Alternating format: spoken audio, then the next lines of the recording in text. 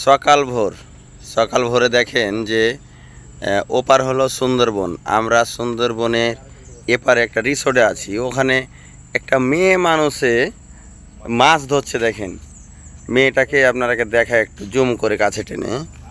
ওপারে কিন্তু আসলে বাঘ ভাল্লুক বা আপনার যে কোনো বিষাক্ত প্রাণী থাকতে পারে।